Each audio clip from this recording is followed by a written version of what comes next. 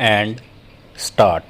Having noticed the factual basis for the preferment of the petition and the disclosures made by the respondents, we now proceed to note the primary legal submissions which have been advanced in these proceedings. Stop. Learned counsel for the petitioner, while reiterating the averments made in the writ petition, has contended that large scale scams occurred in the authorities and more particularly Noida, clearly being indicative of the fact that all was not well. Stop.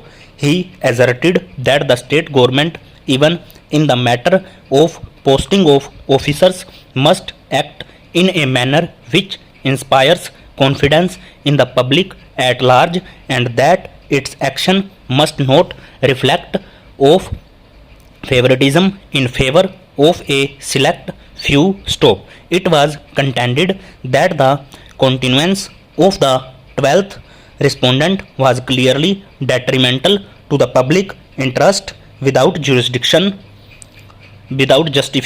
in law, and that the state government was continuing to accord him protection despite various scams and allegations having been leveled against the 12th respondent and NOIDA. Stop. It was therefore submitted that larger public interest clearly warranted removal of the 12th respondent from the post of CEO Noida. Stop. Tehra.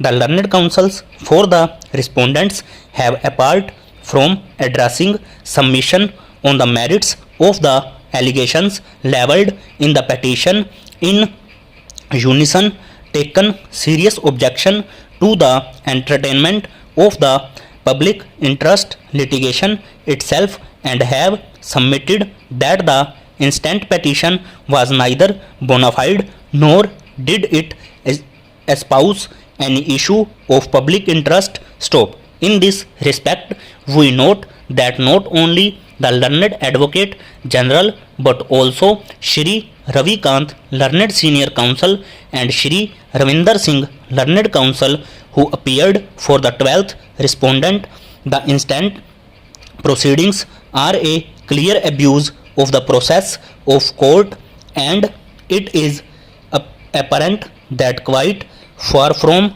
espousing any issue of public interest, the same has come to be instituted at the behest and instance of unknown and interested quarters. Stop. Learned counsel drew the attention of the court to the fact that the petitioner was stated to be a society registered and resident at Allahabad, and that in the entire petition there was no material which may have even remotely indicated its activities on area of operations. Stop. It was alleged that there was a complete non-disclosure in the writ petition of particulars required under Chapter 22, Rule 3A of the Allahabad High Court Rules 1952. Stop. Learned counsel